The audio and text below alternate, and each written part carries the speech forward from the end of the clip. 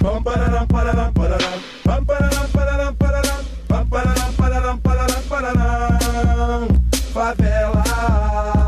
Pam pararam, pararam, pararam. Pam pararam, pararam, pararam. Pam pararam, pararam, pararam, pararam. Favela. Tudo que a favela me ensinou, tudo que lá dentro eu aprendi, vou levar comigo aonde eu for. Eu também vou, eu vou na humildade procurando ser feliz. Pam pararam, pararam, pararam. Pam pararam, pararam, pararam. Pam pararam, pararam, pararam, pararam. Favela. Dizer que é um prazer enorme estar aqui te entrevistando.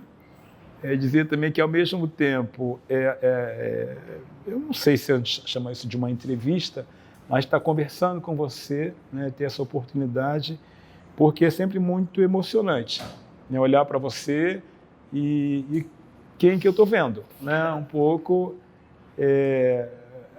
eu estou vendo uma mulher, né, com uma força impressionante, eu estou vendo uma mulher, né, com uma trajetória invejável, né? Invejável no sentido mais pleno dessa palavra, de desejar, né, o melhor para você e ver um pouco como é que você se construiu, né, uma figura pública do teu tamanho. Então é nesse sentido que eu gostaria de falar, quem é Mônica Francisco, né, hoje? Né?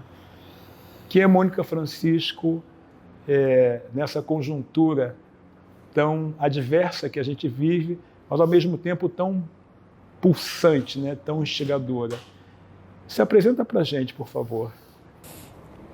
É alguém que hoje tem muita consciência do que é ser uma mulher negra, que veio da favela, né? Que começa a trabalhar com 14 anos, sem entender muito. Hoje eu olho e falo, caramba, eu era uma criança, né? Era um trabalho infantil, altamente perigoso que eu fazia. Eu comecei a trabalhar numa fábrica de tecidos na Grande Tijuca, que era um grande polo industrial, fabril, mas que vinha de uma família onde, para você ter dignidade, você tinha que estar trabalhando e ter carteira de trabalho. Então, com 14 anos, eu tirei a minha carteira de trabalho, porque se tirava a partir dos 14, né? Então, eu estava louca para fazer 14 anos para tirar a carteira de trabalho. Então, Mônica é essa pessoa, essa mulher que está sempre tentando melhorar. Lá, com 14 anos, eu estava tentando melhorar a condição de vida da minha mãe. Porque eu ficava muito incomodada, assim, né? De ver o quanto ela... Primeiro porque eu tinha vergonha, morria de vergonha de carregar trouxa de roupa.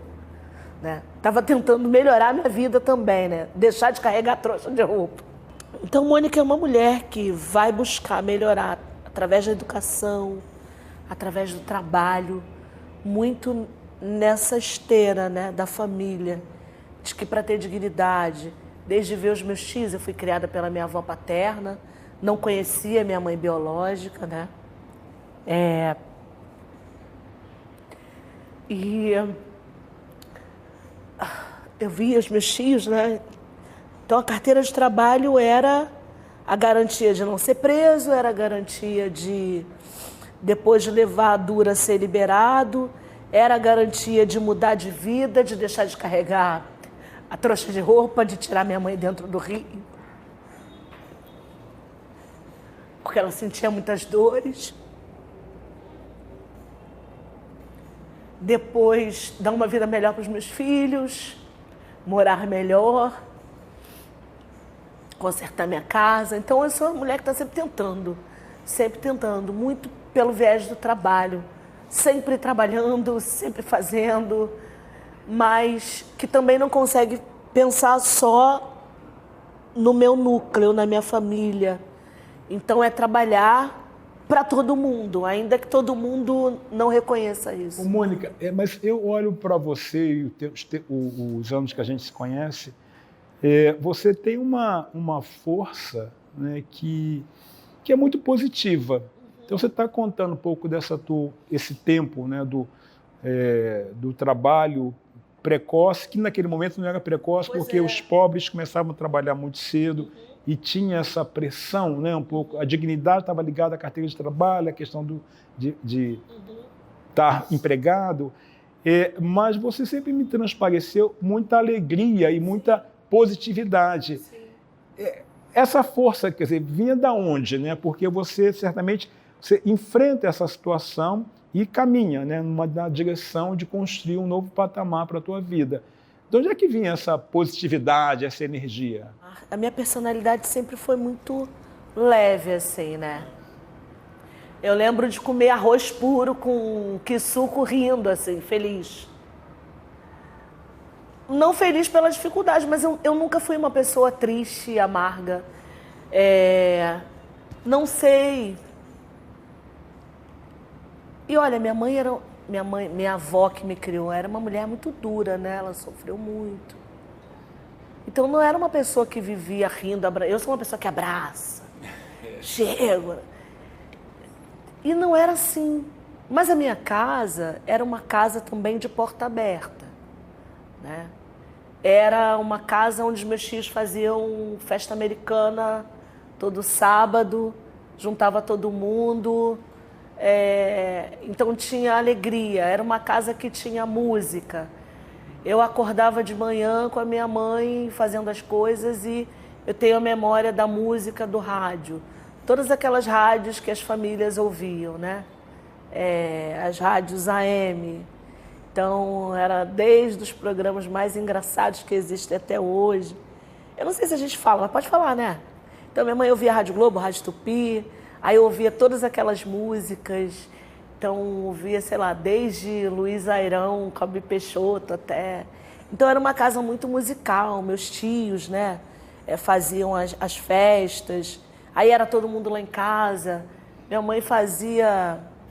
mãe, com toda a dureza, sempre gostou, assim.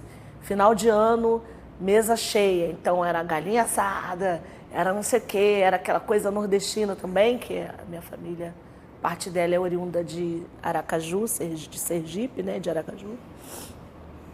Então, era o vatapá, que eu faço até hoje também. Então, era a porta aberta. Sexta-feira Santa, vatapá, a pessoa até brinca, nossa, a pastora é meio macumbeira, porque esse negócio de vatapá, acarajé, não sei mais o quê. Mas então eu acho que a alegria vem disso também. E vem, acho que de um tempo que a gente brincava, né? Brincava até na dureza, assim. Né? Eu lembro que, mesmo adolescente, carregando água, porque eu tinha que encher a caixa d'água, né, para minha mãe lavar roupa. Então a gente brincava de quem enchia primeiro, chegava primeiro em casa, que chegava no tempo, né, juntava com as outras amigas, outros amigos que iam carregar água. Quem chegava primeiro no ponto que a gente marcava, né, derrubava a água na caixa d'água para ir correndo. Então brincar até na dureza. Então eu acho que vem daí. E vem também, e isso foi evoluindo, assim, porque... Quando eu tive os meus filhos, né, os momentos mais duros, assim, eu sempre brincava.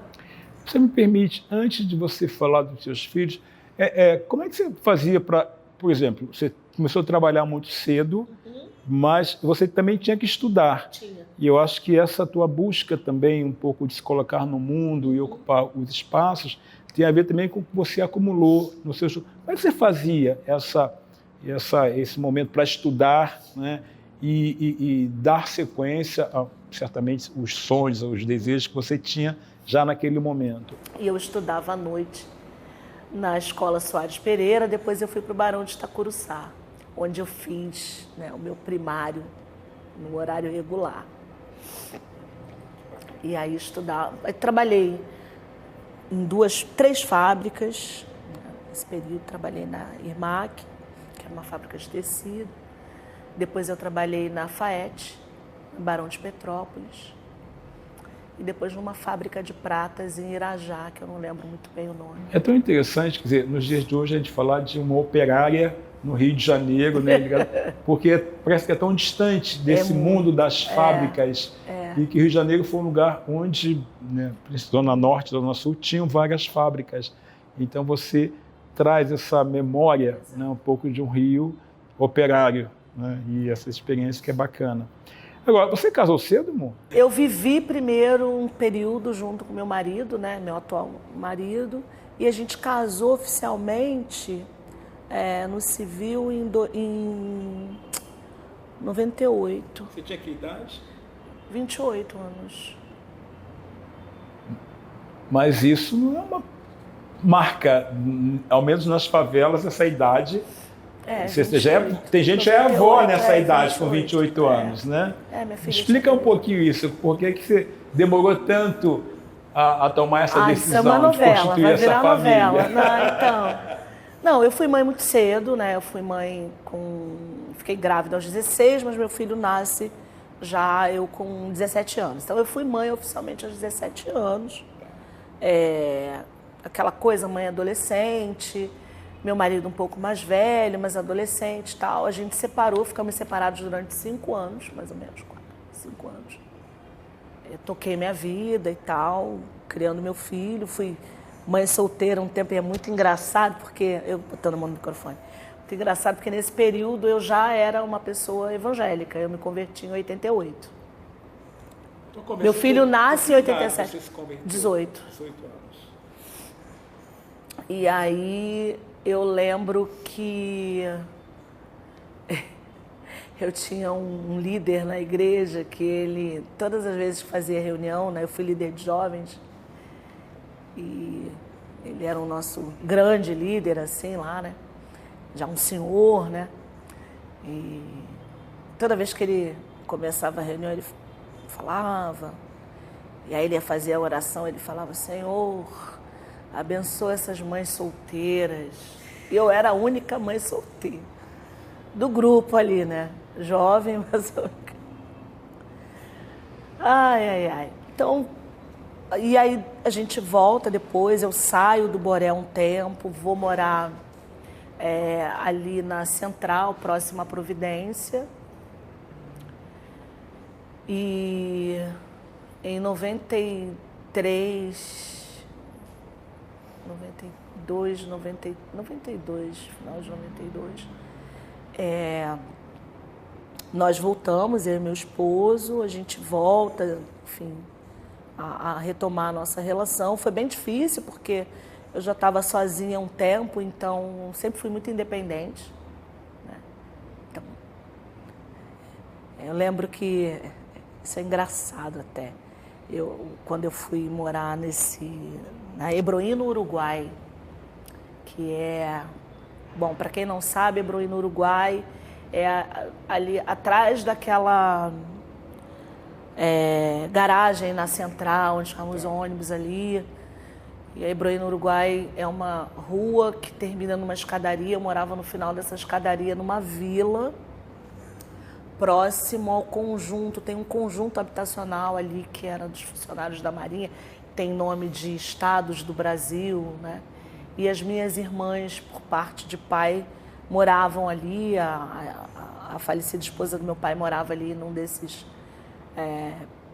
prédios ali, desse conjunto habitacional dos funcionários da Marinha. O pai da ex-esposa do meu pai tinha sido... Estou falando da ex-esposa do meu pai porque a minha mãe foi a outra, né? E ela não sabia que ele era casado, ele ficou noivo da minha mãe biológica.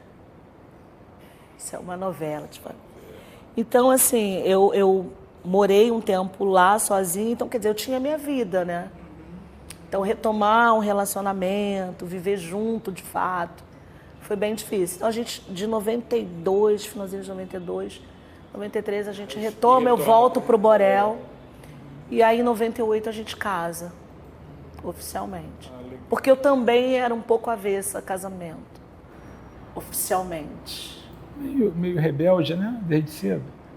Não sei se rebeldia, mas eu achava o seguinte, que o papel, né, não era tudo, assim, né? Mas, né, eu já era uma pessoa ligada à igreja, tinha uma atuação muito forte na igreja. A gente pode dizer que foi a igreja que te levou ao casamento? Também. Porque há uma intencionalidade, né? Quando você entra, principalmente a igreja evangélica, há uma cobrança, certamente. Sim. Também, mas isso porque eu queria muito ter liderança. Mas antes disso, a minha mãe dizia o seguinte, não é que a gente seja tão velho, né? Mas minha mãe dizia, você tem que casar, porque tem que ter nome para você usar o INAMPS, você tem que ter, ele está na carteira dele, entendeu? Você tem que estar na carteira do teu marido, então você tem que estar direitinha, porque aí você pode estar lá na carteira dele, tem direito, né? Porque era assim, né? As mulheres estavam registradas lá na carteira de trabalho do marido para ter direito a utilizar o sistema de saúde, viva o SUS, né? Hoje, né? Então, e hoje, viva a autonomia das mulheres. Eu acho que hoje você é pastora. Como é que é essa trajetória para você? E como é que você dialoga hoje com esse campo que a gente atua, né? Que é o campo dos movimentos sociais, de uma diversidade enorme, em que a questão da religião tem um peso, e esse título de pastora também, e se isso te ajuda, se isso traz alguma complicação, como é que você lida com isso na relação com esse entorno político que a gente atua? Primeiro eu vou falar da feminista, né? Porque eu acho que minha mãe era feminista, a gente precisa usar, as palavras são importantes. Então, para que as pessoas entendam, já que feminista é um termo, né, que tem a conotação de uma mulher, né, autodeterminada, que tem autonomia, né, que tem liberdade de escolha, né, que é uma coisa que a gente precisa discutir muito, se é que de fato a gente tem liberdade, né, enquanto mulher. Né, e aí eu venho elaborando sobre, será que eu sou feminista mesmo? Mas eu deixo essa apresentação de feminista porque é a forma mais fácil das pessoas entenderem mulheres que, de alguma forma, se contrapõem ao lugar que querem nos colocar. Então, eu tenho dialogado um pouco com o mulherismo africana, porque eu entendo a nossa relação de mulher negra com os homens, principalmente com os homens negros. Porque se a gente for pensar no encarceramento no Brasil, os homens negros já estão presos, então Maria da Penha é só mais uma coisa para eles. Eles já são presos mesmo. Já são os preferenciais para irem para o presídio. Então, eu venho dialogando com o mulherismo africana. Não posso ainda fazer uma defesa incondicional, mas eu venho olhando para isso, eu venho ouvindo, eu venho olhando para esse lugar a partir desse lugar de mulher negra, de favela, que entende quando a gente tem que se colocar, porque os homens pretos não podem falar, porque senão eles ganham um tiro na cara, mas mulher ganha também, mas a gente ainda consegue, é a mãe preta que vai lá e entra na frente do fuzil do policial, né, que a gente vai para a rua fazer contraponto à opressão. Então eu estou nesse limiar, né? Mas por enquanto pode continuar falando feminista. Em relação à igreja, quando eu chego nesse lugar da igreja, eu já sou uma pessoa que estou ali mobilizada na comunidade, atuando. Então, nessa minha relação com o campo religioso, por onde eu passei, onde eu estou, tinha a Mônica militante. Então, olha para mim, eu sou religiosa, mas mesmo que as pessoas da minha igreja não vão para determinados eventos e lugares, eu vou. Eu já ia. Então tem isso também. Então, para mim, nunca foi uma questão. Eu sempre estive nas lutas, sendo, né, liderança das igrejas onde eu passei. Então, já havia esse lugar, quase que ao mesmo tempo, da Mônica religiosa, digamos assim. Então, não foi algo que surpreendeu, né, os grupos religiosos com os quais eu me relaciono e me relacionei nesses 38 anos de evangelho, né? Então, para mim, nunca foi desconfortável. Claro que passei por muitos embates. Por exemplo, eu me converti na Igreja Universal do Reino de Deus e lá eu tive seríssimos problemas, né? Com situações que hoje, eu diria, foram extremamente criminosas, assim, né? Criminosas. Porque uma das dinâmicas da igreja, eu fui uma pessoa que implantei igrejas, né? Eu abri a igreja no Borel, né? Hoje eu saio para fazer, né, a formação pastoral lá e deixo uma igreja fundada, uma pastora assume, pastora Jovita, e depois foi a única pastora mulher que assumiu lá, a Universal, não sei hoje, porque realmente eu não sei, mas tinha poucas pastoras e foram muito do início, né? Eu chego na igreja, ela tinha pouco mais de uma década de existência quando eu chego na Igreja Universal, embora já conhecesse antes, mas eu chego na Igreja Universal, ela já com pouco mais de uma década. Então haviam algumas igrejas, algumas pastoras que tinham sido jovens ali em torno, né, de alguns líderes, o próprio Bispo Edir Macedo, então era a pastora Edna, a pastora Jovita, tinha uma outra pastora que era esposa de um pastor, então era pastor e pastora. Então eram poucas. E aí quando eu deixo a igreja já organizada, crescida, a pastora Jovita assume, eu vou para o Instituto Bíblico Universal, o IBUD, para fazer formação pastoral, teológico. O teólogo da época era o J. Cabral, que era um ex-metodista, que vai escrever, né, Orixás, Caboclos e Guias, muito conhecido, que, enfim, mudou ali a história da dinâmica religiosa no Brasil em relação à perseguição das religiões de matriz africana. E o J. Cabral era o teólogo responsável pelo Instituto Bíblico Universal. Então, eu já era uma pessoa da militância, eu já era uma pessoa da luta, né, mas foram muitos momentos difíceis sendo mulher, dirigindo igreja, abrindo igreja, porque a gente era força para abrir, né? Eu dirigi trabalhos ali no Jacaré, no Jacarezinho. Eu lembro que a gente fazia trabalhos, eram só barracos ali próximo ali à Praça da Concórdia, no Andaraí, Andaraí também, e no Turano, ali no Complexo do Turano, em muitos lugares. Então a gente era uma força, né? Como mulher, fui disciplinada várias vezes, porque eu ia a outras igrejas. Ser disciplinada significa ser retirada das suas atribuições. Então, é ser alijado das suas tarefas, é ser disciplinado publicamente para servir de exemplo. Então, o pelourinho vivenciado por nós, ele é contínuo de diversas formas, né? Então, eu fui disciplinada de diversas formas. Mas em que momento porque você hoje não congrega mais na Universal, né? Não, já há muitos anos. Então, qual foi a chave, né? O que aconteceu para que você pudesse... Tá. Primeiro porque eu sempre gostei muito de estudar, né? Então, eu não me limitava a ouvir a pregação. Então, eu lia muito, eu ouvia... Você falou do Caio Fábio aqui no início da nossa conversa. Então, eu acompanhava, eu ia a muitos cultos do Caio Fábio, principalmente quando ele ele fez uma série de atividades na igreja da Comunidade Evangélica Zona Sul. Então, toda segunda-feira ele estava lá.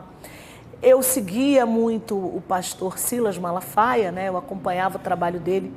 Toda segunda-feira eu estava no trabalho evangelístico. Está no seu currículo, né? Está no meu currículo. Está no meu currículo. Eu não vou mentir. Vou mentir. Está lá. Eu sou parte e vi a evolução do campo evangélico no Rio de Janeiro. Então, eu saio da Universal porque eu começo a ter relação, me aproximar hoje da apóstola Valnice Milhomens. Valnice Milhomens, à época, uma missionária batista tradicional, né? Para quem não sabe, o campo batista, você tem batista tradicional, tem os batistas renovados, né? Que creem em manifestações do Espírito Santo. Então, a missionária Valnice foi missionária em África pela Junta Batista Nacional, e eu conheço uma pessoa ligada à Igreja de Nova Vida, ainda estando eu na Universal, e ela me apresenta a Valnice voltando para o Brasil.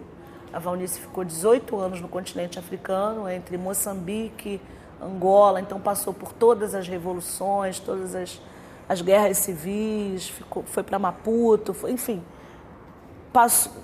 passou por vários países de língua portuguesa, em África, e era uma mulher, né? Então eu olhava para a Valnice e ela me contou do quanto a Valnice se recusou a sair, né, de Moçambique, porque a junta retirou todos os missionários, tirou todo mundo, e ela se recusou a sair, porque já estava para ser instaurada, enfim, já estava bem sensível à situação no país, e ela continuou lá. E lá ela conhece pessoas ligadas a uma outra forma de culto, que não a da batista tradicional, e ela é batizada com o Espírito Santo, passa a desenvolver os seus dons espirituais, e a igreja abandona.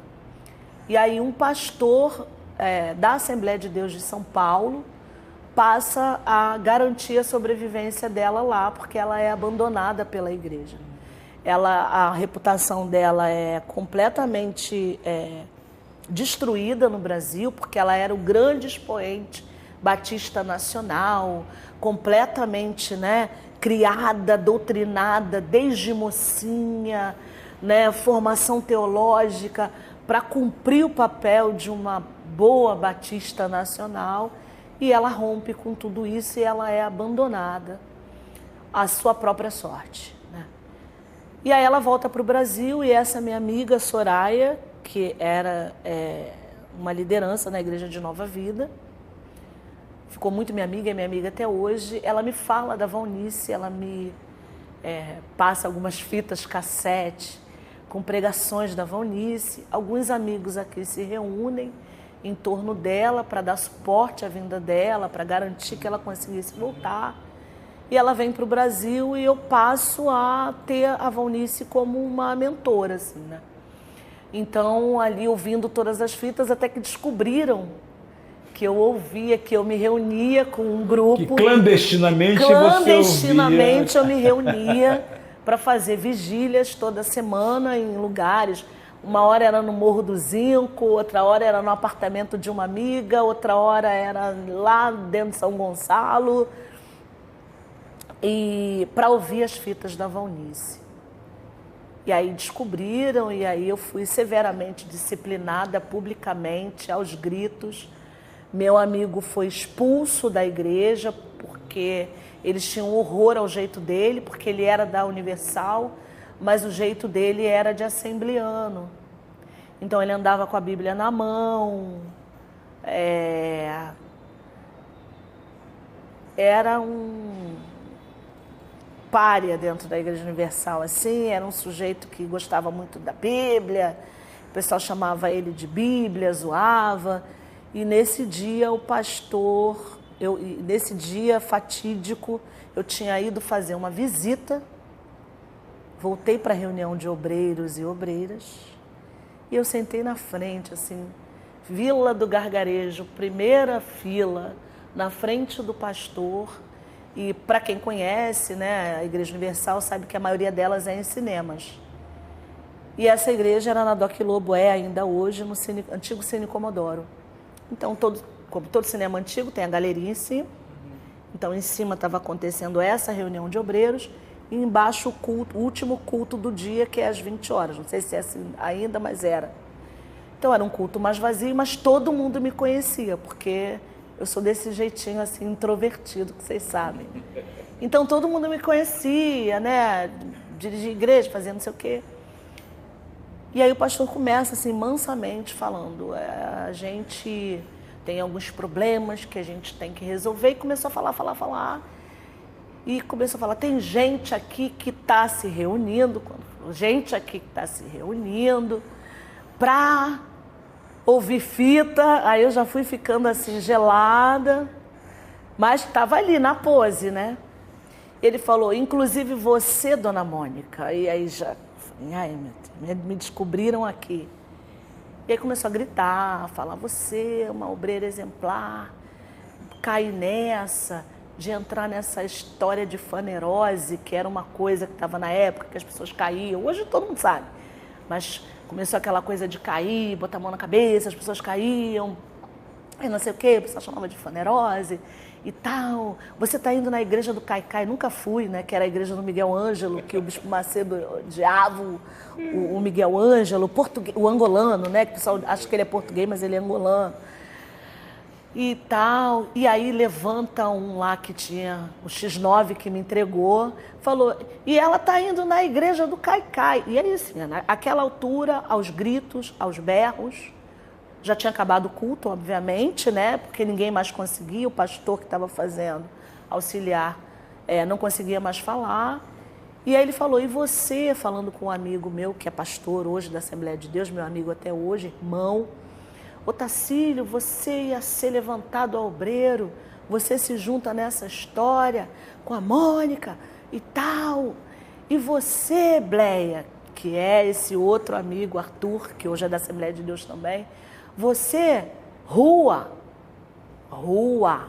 vai para a Assembleia de Deus, vai para a Batista, vai para o inferno, vai para onde você quiser. E isso foi muito marcante. E você vai ser disciplinada para servir de exemplo. Você tem toda essa trajetória, essa formação, né, teológica, um campo, né, bastante controverso um pouco mesmo, né? Você mesmo colocou aqui a questão do controle, da disciplina, da exposição, né? Não pode discordar, mas você vai fazer ciências sociais, né? Você se torna uma cientista social e que certamente nessa trajetória, não sei se contradição, mas certamente é um mergulho para que você possa dialogar e refletir sobre essa própria tua trajetória e um pouco do contexto que a gente vive. Fala um pouquinho como é que foi tua chegada nessa universidade, né? Nossa, foi... E esse processo também que faz essa articulação com a tua trajetória pessoal, a formação religiosa, mas também traz a tua própria militância, que, pelo que me parece, você nunca abandonou, sempre ela esteve acontecendo ao largo disso, e que você faz essa convergência quando você entra na universidade. As coisas na minha vida parece que acontecem em ciclos, muitas coisas ao mesmo tempo. E ao mesmo tempo, quando eu chego na universidade com todas essas contradições, aos 38 anos, né? Pela política de cotas, com uma turma jovem, mas também com muitas pessoas na minha faixa etária, para fazer ciências sociais, um curso muito elitista, em que eu chego na sala atrasada do trabalho e a professora disse o seguinte: a minha aula começa às 18 horas. Se você não tem condição de fazer a minha aula, eu sugiro a você que não faça. E eu não tinha nem sentado. Eu entrei. Isso numa turma de ciências sociais, na UERJ, cotista, e você ouve isso. Mas ainda estava muito latente a questão das cotas e do quanto isso poderia prejudicar a produção da universidade, né? E só tinham 5 anos, né? Eu lembro que eu cheguei, uma amiga, Luane Bento, estava fechando a formação dela, falando sobre as tranças africanas, assim, eu achei aquilo incrível, mas eu ainda não tinha letramento racial o suficiente, então eu chego ouvindo isso, né? E assim, eu não sabia o que fazer, se eu sentava para assistir a aula, se eu saía. Todo mundo em silêncio, olhando, né? Eu não sabia se eu estava para assistir a aula. É uma outra disciplina, né? Um pouco, quase que você viveu um segundo momento. Sempre. Né, de ser disciplinada Sempre. Publicamente por uma situação.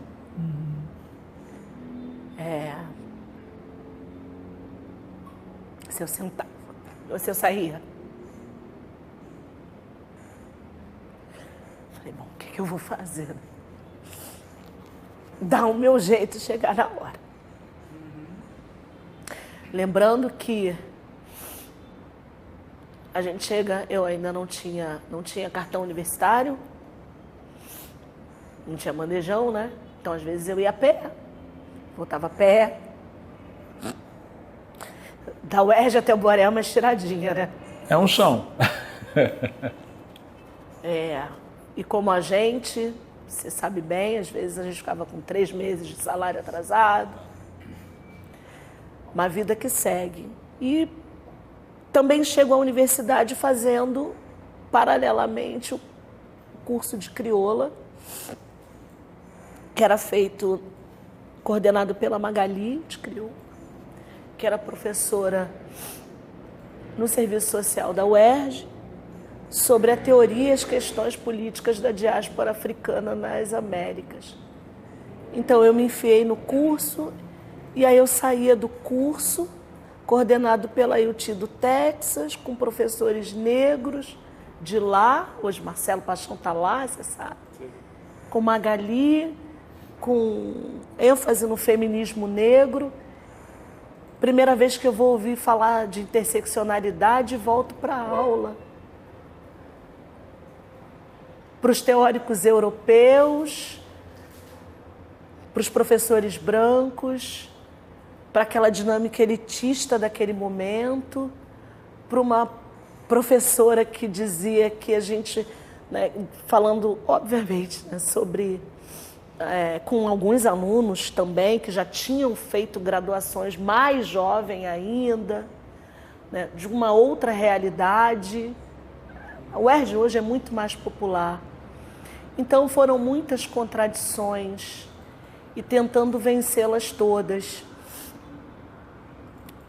Agora, Mônica, ao lado disso estava acontecendo uma militância muito forte sua. Eu acho que seria legal a gente compartilhar com as pessoas esse tempo, né? Um pouco que foi o seu enfrentamento a partir lá do Borel, o Ocupa Borel, a criação da rede, né? Toda essa dinâmica que tinha, né, que encarnava exatamente essas contradições que você estava vivenciando num campo teórico, do campo das reflexões, mas que na prática, né, você estava fazendo ali acontecer as coisas. Eu acho que é bacana a gente trazer essa tua experiência, essa militância a partir, né, desse campo de enfrentamento. Bom, nesse momento eu já estava muito ligada ao IBASE, eu acho que vale a pena dizer isso, porque eu queria ser professora de história também, né, fazer história. E eu vou para as ciências sociais por conta dessa relação com o IBASE. O IBASE, como uma ONG, né, tinha uma atuação, uma ação de produzir formas de diálogos muito interessantes, e a agenda social, projeto criado pelo Betinho, né, fazia quase, eu posso dizer que era uma confluência ali, né, de diversos atores e setores em diálogo, pensando o Rio de Janeiro, pensando a cidade do Rio de Janeiro e as favelas, né? Eu vou ver você, diretor do IBASE, primeiro coordenador do IBASE, e eu quero falar isso sobre militância, porque eu lembro de um episódio que eu não vou deixar de falar aqui, quando uma pessoa chega em Itamar e o IBASE estava informatizando, né, ou trocando computadores, eu não sei, e você já coordenador do IBASE, a gente feliz, porque você, homem negro, assim, né? Caramba, como foi bom te ver lá. E eu lembro que eu tinha ido para fazer mobilização, alguma coisa assim, e você chegou logo no início para ocupar, saindo da Fundação Bento Rubião, indo para o IBASE, e uma pessoa chega e a gente estava esperando o Davi, que era o cara responsável da informática, que era um homem negro, né? É um homem negro. E a pessoa perguntou se você era o cara que ia mexer nos computadores para organizar, para consertar, né? E aí você falou que, com toda a sua elegância, assim, né? E aquilo foi muito doloroso, assim. Tanto que eu não esqueci mais, né? E o IBASE teve esse papel muito de me colocar esse desejo de ir para as ciências sociais, muito pelo Betinho. Eu achava lindo. Cara, o Betinho era sociólogo, e com uma capacidade de aglutinar o coletivo, de fazer dialogar setores tão diferentes, tão distantes, de servir, né, a cidade partida. E era uma época de muita efervescência dos projetos de urbanização no Rio de Janeiro. A gente estava muito à frente, né, da militância de organizar as mulheres no Borel, ali no entorno, né? A gente vai fundar a primeira associação de mulheres do Borel, Indiana e adjacências, junto com a falecida Dona Lourdes, né? Meu filho disse que isso é coisa de velho, falar falecida Dona Lourdes. Ai, meu Deus do céu. Que era uma grande liderança da favela indiana, né? Muito batalhadora nesse sentido de manter a favela ali, de não deixar a favela ser removida, né? De ir à luta, uma nordestina danada. Então a gente funda a primeira associação de mulheres. Eu já tinha, né, fundado a primeira, não era a primeira, né? A primeira rádio foi lá atrás, né? Nos idos dos anos 50, 60, mas a primeira rádio poste do Borel, digamos assim, a rádio comunitária do Borel, a RCB. Mas você foi radialista também da rádio da Grande Tijuca. Não, eu vou chegar lá. E aí, no âmbito da agenda, a gente funda em 2001, há 23 anos atrás, a Rádio Grande Tijuca, já nessa grande confluência, pensando lugares neutros, né, para aquela galera de favela que morava ali na Grande Tijuca, nas favelas da Grande Tijuca, poderem se encontrar, porque era um momento em que ali estava conflagrada, estava em conflito conflagrado na Grande Tijuca, com obra de urbanização, com implementação do GEPAI, né, o avô das UPPs, e a gente discutindo segurança pública, né, organizando o debate em torno da favela, criando o termo favela é cidade, né, Itamar? A gente cria o termo favela é cidade, é importante deixar isso registrado. Hoje todo mundo fala favela é cidade, a gente cria esse termo dizendo favela é cidade. Seminário, eu esqueci dessa foto, também linda, gente, na Caixa Econômica com favela é cidade grandão, assim, afirmando isso, pensando memória, né, a partir da experiência do recém-criado Museu da Maré, discutindo memória de favela, né? Essa contradição que a academia estava ali, assim, que isso, memória de favela, museu de favela. E já à frente dessa organização das mulheres, pensando o trabalho, discutindo economia solidária, como organizar coletivamente para empreender, né? Empreendimento de base popular mesmo, favelada, periférica. E aí surge a primeira ocupação lá no Santa Marta. Opa, vamos atrás do Itamar para saber o que está acontecendo, o que é isso, né? Essa favela modelo que virou o Dona Marta, porque era assim, né? Dona Marta vira favela modelo, né? Passando por cima da tradição, né? E a gente queria entender, porque era vendida a responsável à época, né, era capitã, não sei, Priscila, como a grande expoente, a grande mãe do Santa Marta. Vamos atrás do Itamar, a gente tem que saber o que está acontecendo. E, paralelo a isso, a gente se mete lá, levado pelo Paulo e por você, né, na discussão com o Fórum Nacional, para enfiar a favela num contexto altamente elitizado, né? Do Fórum Nacional, projeto coordenado pelo ex-ministro Reis Veloso, João Paulo dos Reis Veloso, e que era um fórum que discutia macropolítica, macroeconomia, questões globais, geopolítica, né? As mesas eram presidentes, reis é brincadeira, mas presidentes, ministros, secretários de Estado, governadores e pessoas, embaixadores, cônsules. Aí, de repente, vem Itamar e Paulo e enfia a favela lá para... A gente não queria ficar sozinho, né, mãe? E vai Cleonice, a gente discute PAC favelas e ocupação de favelas, 2009...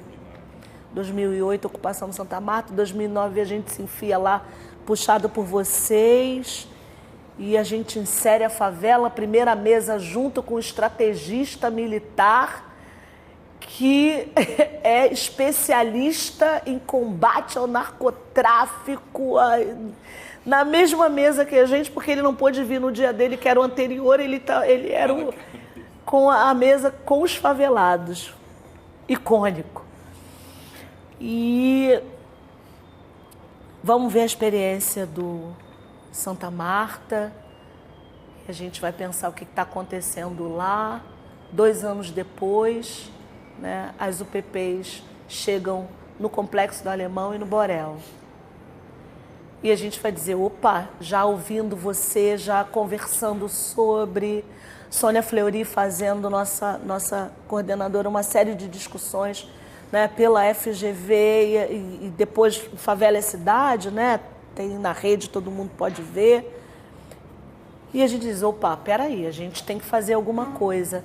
E inspirada na experiência da Cidade de Deus, do comitê comunitário, a gente chama o povo no Borel e a ideia era meio que copiar o comitê comunitário, mas a gente acaba construindo a rede de instituições. Para cada um tem um nome, mas o nome era a Rede de Instituições do Borel, né?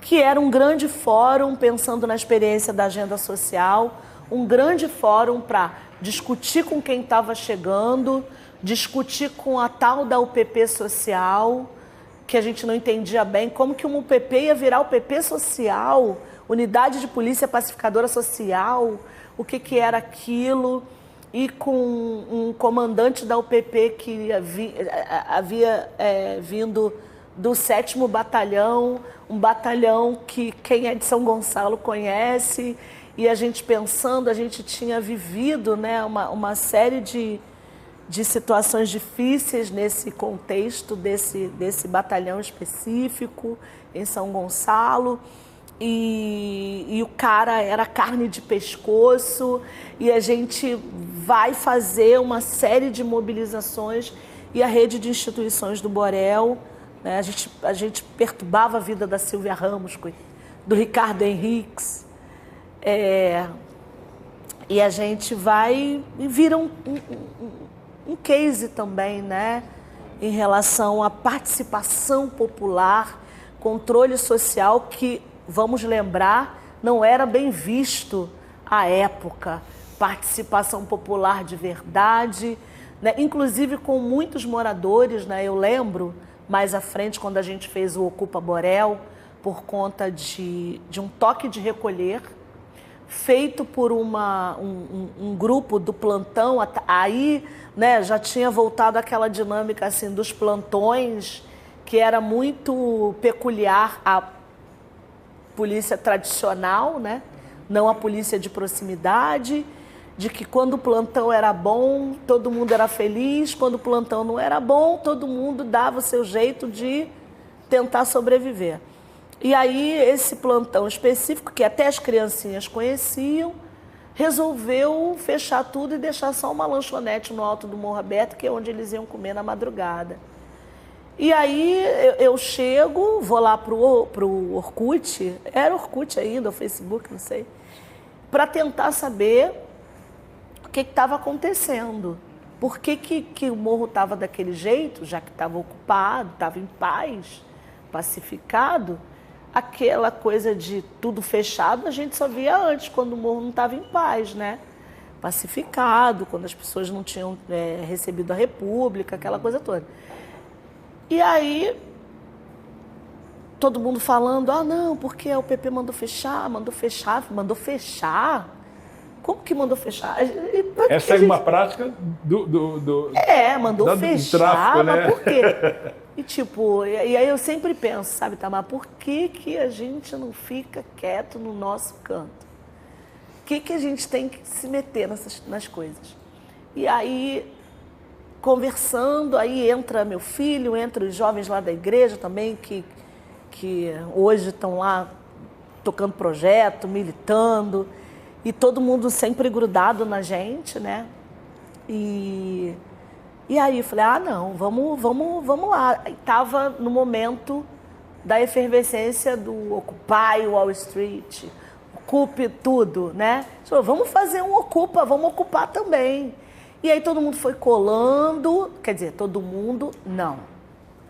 E aí o Diego falou, lá no Alemão também eles estão barbarizando, tem um menino lá do projeto, o Raul Santiago, fala com o Alain, e eu já falando, Alain, e tal, vamos fazer. E o Alemão resolveu fazer um Ocupa Alemão também no mesmo dia.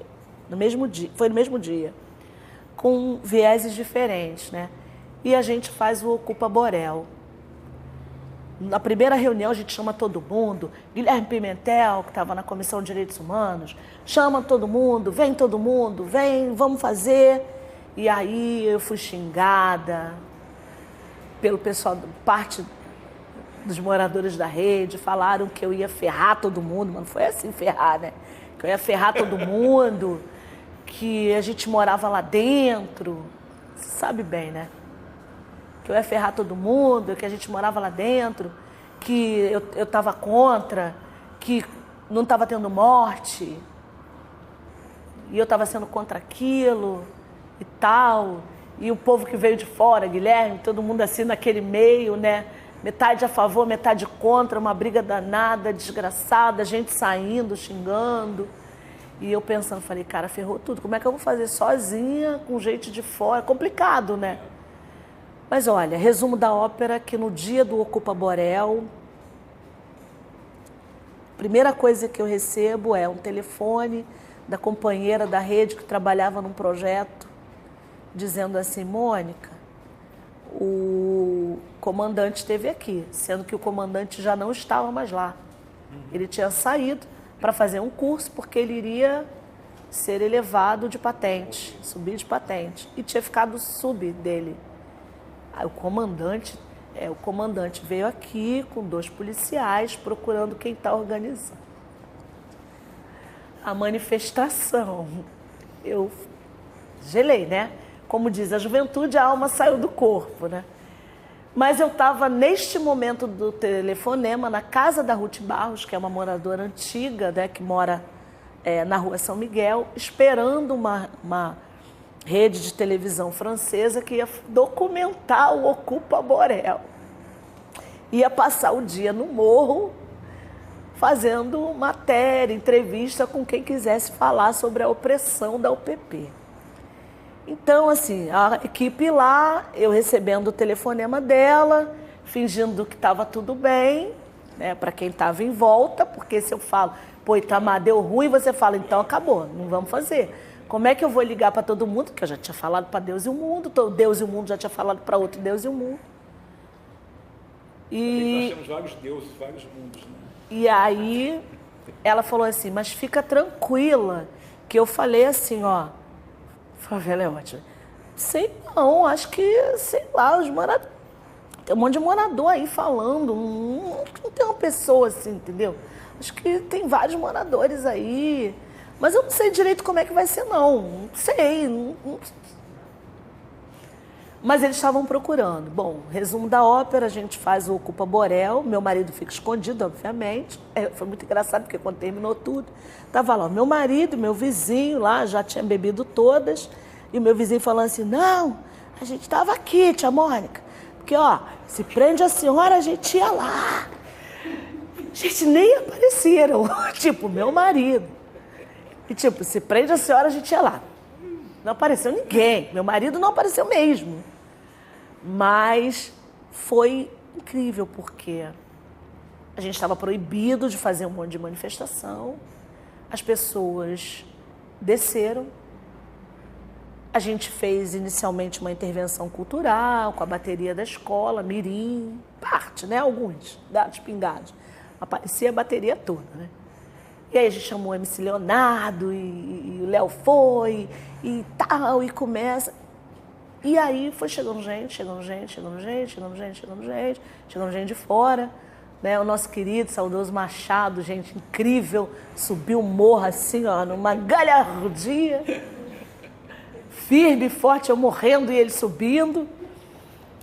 E todo mundo... E o comandante chega e o pessoal fechou a rua espontaneamente, porque era tanta gente que as pessoas não estavam saindo. As pessoas saíram. Tipo, ninguém queria saber quem estava organizando nada, o que era, as pessoas saíram. Sabe? Muita gente nem sabe o que foi, eles só saíram. E aí alguém falou assim, alguém grita na multidão, o povo quer subir o morro. E não podia.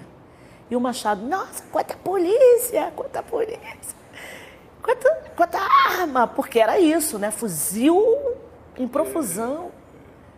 E vamos subir o morro. E o povo sobe o morro e os jovens fazendo cartazes e vira um carnaval com comissão de frente, com alas. E a gente sobe o morro, chega no final do morro.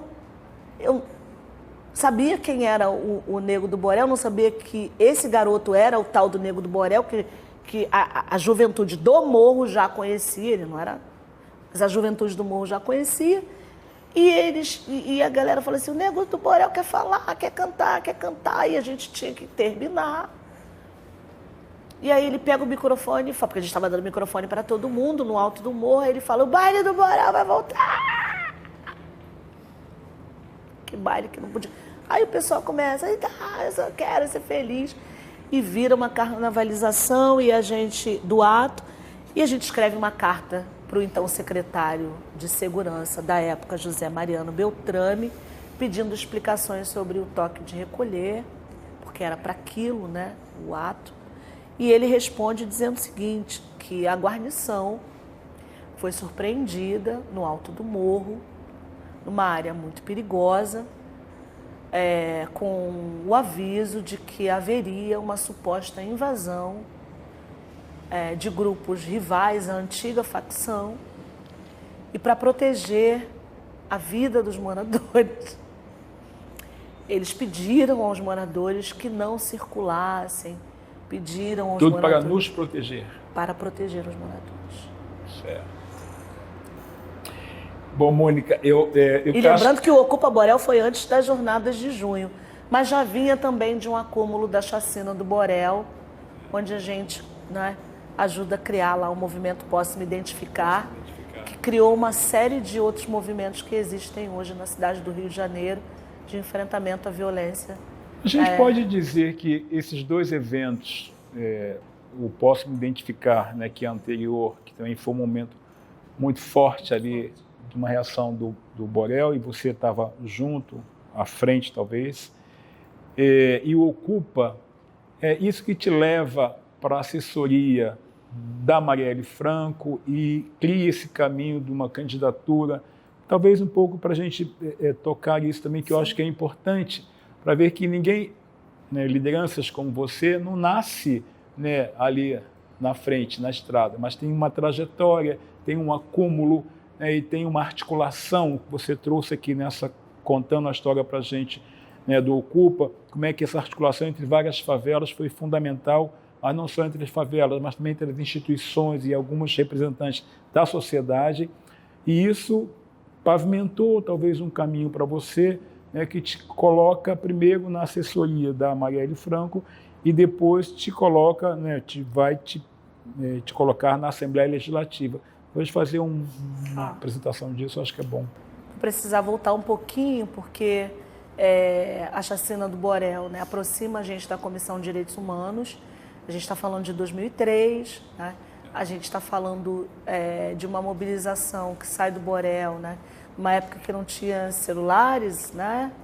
Em que as redes sociais não eram tão usadas, e essa nossa articulação, né, muito por conta da agenda, esse contato, né, Itamar, entre as favelas, né, no boca a boca, principalmente o Santa Marta, eu lembro, vieram muitas favelas para o Borel, né, você estava lá, você lembra disso, né? Levou os moradores e foi, eu gosto muito de lembrar isso, porque memória é importante. Não é à toa que esse projeto é Memória Viva. Acho eu, posso estar muito errada, mas acho eu que foi o primeiro grande movimento de favelas depois do enfrentamento às remoções. Foi a mobilização do Borel, porque ela traz outras favelas para junto, que vão, porque estão sofrendo também há muito tempo, né? Estou falando de 2003, claro que a gente teve lá as chacinas, né, Vigário Geral, mas ainda não foi aquela grande coisa Porque mesmo nas marchas pela paz, na entrega de flores e tudo mais, não era a favela protagonista totalmente, né? A gente foi muito protagonista na luta contra as remoções. Então, esse movimento do Borel, e eu não acho que isso seja por qualquer coisa, eu acho que o Borel tem uma história, né, de organização, a relação com o Partido Comunista, né, que muitas outras favelas tinham também, a Rocinha e tudo mais, a igreja também, o próprio Santa Marta. Então, ali em 2003, foi uma grande confluência de favelados com muitos setores, porque a gente vai lembrar, né, foi quando é lançada a Secretaria Nacional de Direitos Humanos, né, com status de ministério, né, com Nilmar Miranda, né, se eu não tiver cabeça, e a gente leva todo mundo para o Borel, aquela grande mobilização de gente de dentro e de fora, mas principalmente, né, usando esse termo, os de dentro vão mobilizar para aquela chacina. Claro que também ter ali, né, entre os mortos, um menino que morava na Suíça, né, gerou também uma mídia mais ampla em relação àquelas mortes, né, e a mobilização das favelas. Sem dúvida, foi o grande sucesso, digamos assim. E naquela mobilização que já estava muito ali em torno da agenda social. Isso ajudou muito a fortalecer, né? Esse boca a boca para trazer também as favelas para perto. E aí essa proximidade com a Comissão de Direitos Humanos, a partir desse lugar, né? Militância, Borel, chacina, posso me identificar. Essa relação foi continuada. E você vai lembrar bem, o IBASE tinha uma efetividade nos seus debates de conjuntura. E a gente, obviamente, discutindo segurança pública, a gente discutia com muitos atores ligados ao campo dos direitos humanos, né? E o Freixo era um deles, né? À época, ainda na Justiça Global, né? Eu lembro que a gente discutiu durante muito tempo a coisa dos presídios e a atuação dele era muito ligada a isso e tal. E logo depois, acho que em 2007, ele se candidata, é eleito, assume uma cadeira na Assembleia Legislativa e assume a Comissão de Direitos Humanos, onde a gente já tinha essa relação. Então já tinha essa relação, né, via IBASE, lá nos debates de conjuntura, a relação com a Comissão de Direitos Humanos, que é onde eu conheço a Marielle. E, obviamente, a Marielle era aquela pessoa, ela ainda não era coordenadora da Comissão de Direitos Humanos, mas era ali uma assessora que acompanhava bastante, né?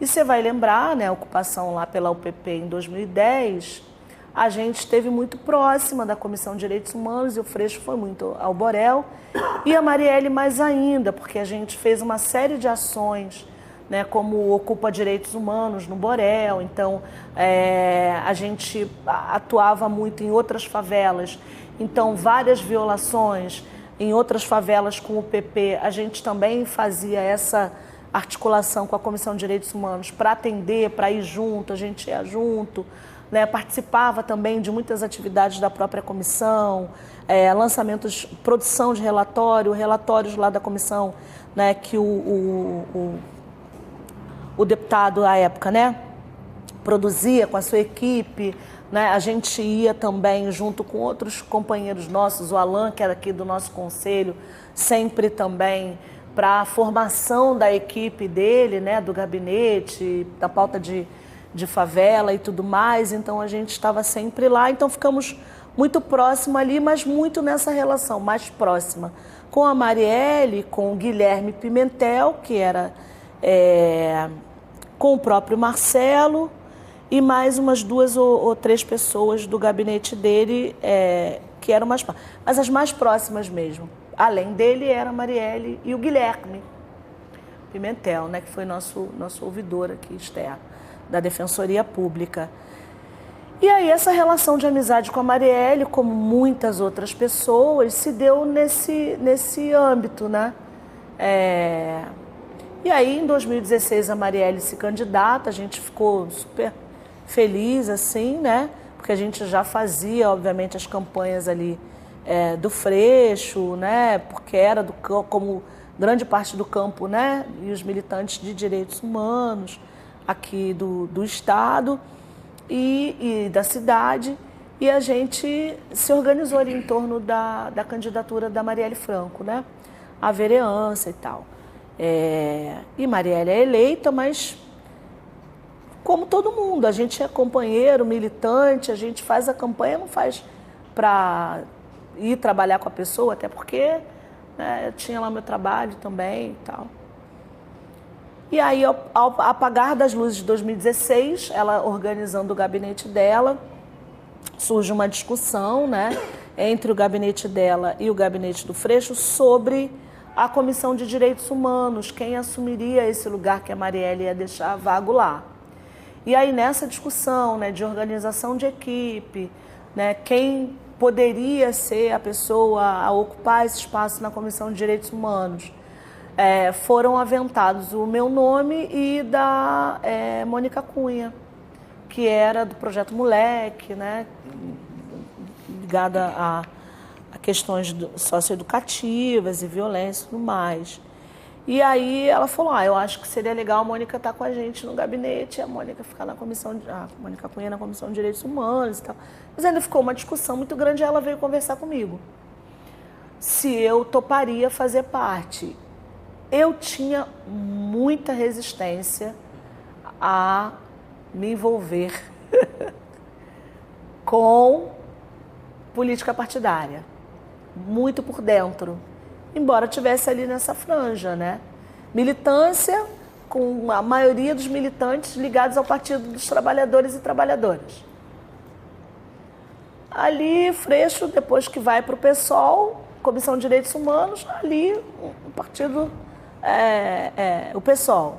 Então, mas muito ali na franja desses partidos, mas nunca organicamente, né? Até porque eu sempre me reivindiquei militante, favela, aquelas coisas todas que todo mundo sabe.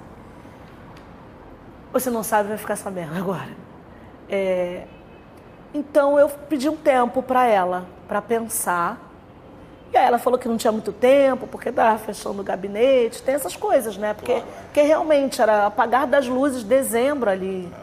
Então, janeiro tinha que estar com as pessoas para nomear, isso, aquela coisa.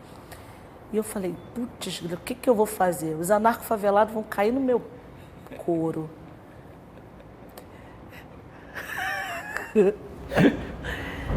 A outra parte que eu sempre disse, esse negócio de assessor parlamentar, né? Geralmente muito ligado à direita, né? Ou a uma centro-direita ali, sempre, nunca estava muito próximo da gente que militava dentro da favela, né?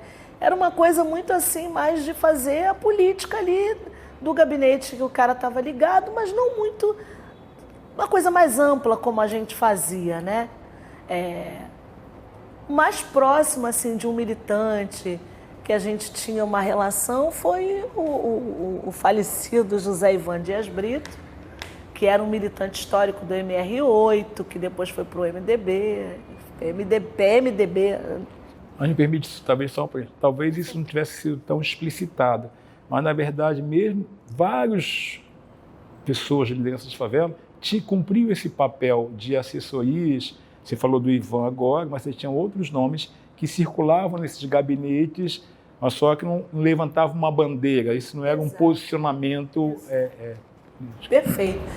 Mas eu sempre achava que era uma coisa muito distante, porque a minha ideia de militância não passava, talvez pela formação mesmo. A minha formação é do chão, da base, da luta, não vem de uma formação partidária, né? Como também sindical, eu nunca quis me envolver, então eu não tinha essa formação. Então eu tinha uma certa distância, porque eu achava que isso poderia me dificultar a circulação militar, não que as pessoas, mas me limitar. Então eu queria estar em tudo quanto era buraco, né? De luta, de tudo. Então eu não poder fazer isso, para mim eu tinha esse receio, né? E aí conversa com os meus amigos, conversa com a família, pensando com que cara que eu ia falar publicamente para todo mundo. Eu estava né, trabalhando no LTM aqui da Fiocruz, né, no Laboratório Territorial de Manguinhos. Como é que eu ia falar com o povo do laboratório, né, que eu ia ser assessor? Ixi, eu estava nossa, eu estava desesperada. E me tirou o sono, né? Com que cara que eu vou olhar para os favelados? Como é que eu vou... Um medo, na verdade era um medo muito grande, né? Eu falei, e aí conversando com a minha família, mas a Marielle é uma mina maneira, meu marido, a Marielle é uma mina maneira, pô, tal. Meu filho, não, eu acho que você precisa estar assim, eu acho que tem que fortalecer a Marielle, tem que estar nesse lugar e tal, vai ser bom, pelo menos se eu trabalhar num lugar só, porque eu estava trabalhando em vários lugares, estava lá escrevendo para o Jornal do Brasil. E aí fui conversar, minha nora foi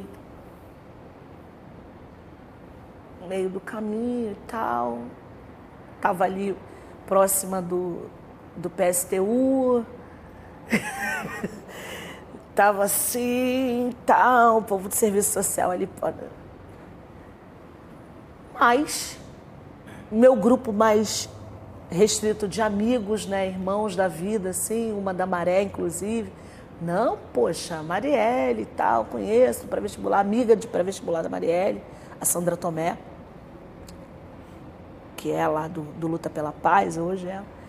E aí, falei, tá, Mari, aí marcamos para conversar, né, para alinhar o que eu faria e tal. E aí eu falei, gente, que coisa maluca, como é que eu vou trabalhar? Naquela lógica, eu digo que eu falei isso para a Marielle uma vez, né? Eu fui muito docilizada na lógica do trabalho, eu fui operária, né, gente? Não esqueçam nunca disso.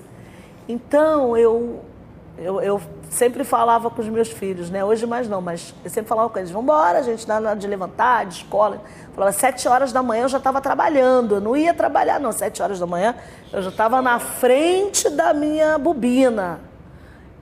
Aí, ai mãe, não sei o quê, chata pra caramba, né? Falar essas coisas.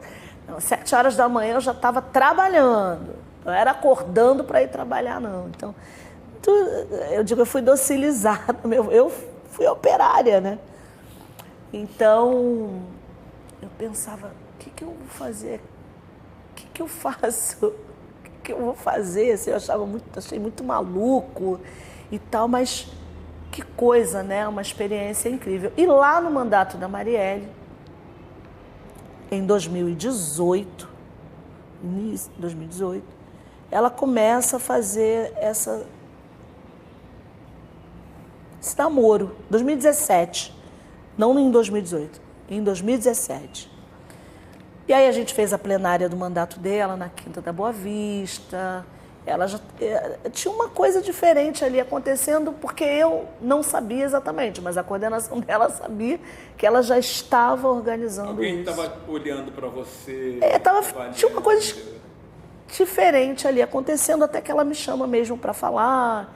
E aí foi muito próximo do Mulheres na Política, né? Que ela já vinha construindo isso com outras mulheres também, dentro da partida, né? Pensando a ocupação desse lugar. E tinha muito essa coisa de ela caminhar e não deixar a Câmara de Vereadores e Vereadoras vazia de uma mulher preta.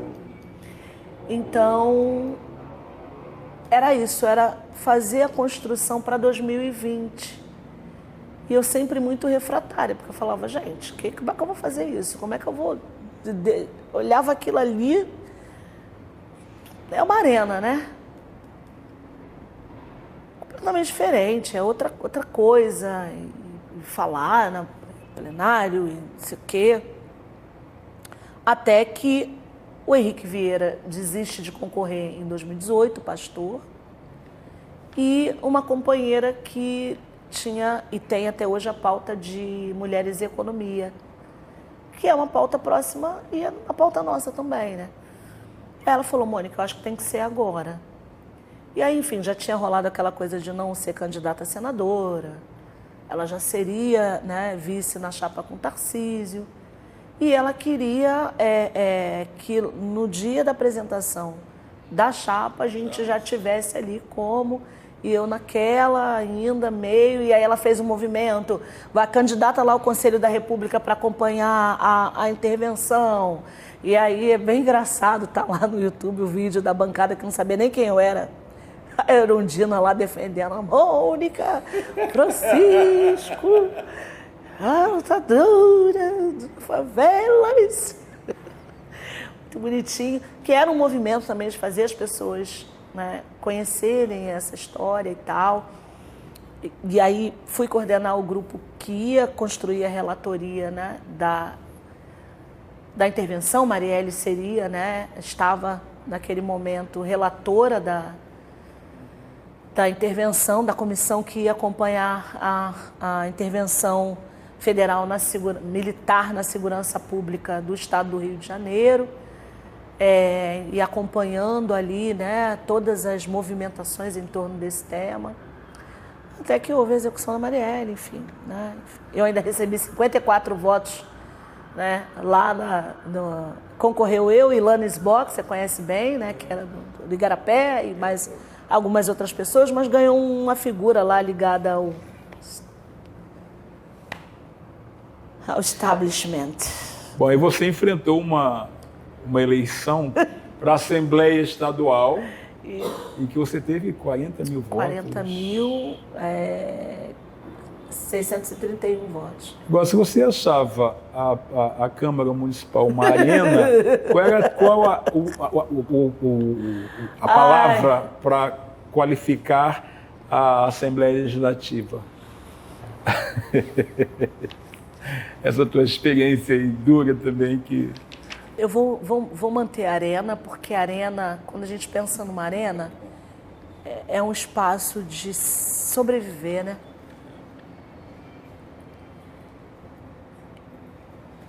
Que aprendizado, porque eu realmente não sabia o que fazer. E a primeira coisa que eu evoquei, Itamar, as pessoas acham que isso é papo furado, né? Que é só frase de efeito. Mas eu sozinha pensando o que eu vou fazer, literalmente pensando o que eu vou fazer, porque ninguém te ensina. Não te ensina. Se vira. Se errar, o ônus é seu. Se acertar, a gente tá junto. E foi bem difícil. Primeiro porque, como eu disse antes, eu não fui formada dentro de uma liturgia partidária, né? Claro que o movimento social tem disputa, então, mas é outra coisa, você... E eu falei, caraca, como eu vou sobreviver aqui? Como eu olhava, tinha lá, né? O figurão que tinha sido vice-governador com séculos de alerte. Outros, né, que a gente sabe ligados a setores muito complicados e sensíveis. Uma maioria bolsonarista vociferando e na postura corporal de valentões e, sabe, no corpo mesmo, na postura corporal. Depois a gente vai olhando fotos, imagens, e tem uma imagem que eu estou falando sobre o racismo que eu sofri dentro da LERJ e que outras companheiras sofreram também.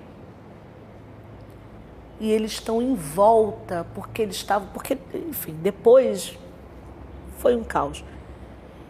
E todos eles em volta, e eu no microfone, assim, e você vê os rostos, né? Claro que depois você vai, né, costurando e aprendendo aí, circulando ali, mas quando eu estava dizendo para mim mesma o que eu vou fazer, porque tem coisas que você... Como é que você vai falar para... Não tem. A primeira coisa que eu pensei vou fazer o que eu faço sempre, vou ser eu mesma, né? Pro bom e pro ruim, porque a minha essência é favelada. Caramba, a gente ficou vivo até hoje, né, Itamar? A gente está vivo.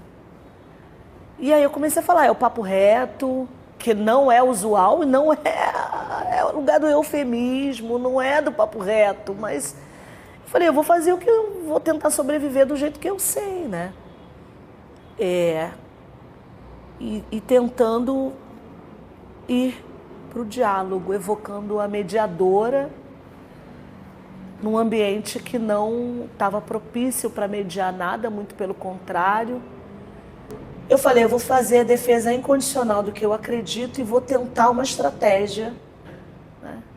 E aí eu ficava lembrando, eu lembro que uma companheira falou assim, pensa que eles são o comandante da UPP, faz igual tu fez lá com o comandante da UPP, assim, como se a gente, vou fazer assim, cada momento é um momento, a gente nem sabe como vai agir, né? A gente não programa isso.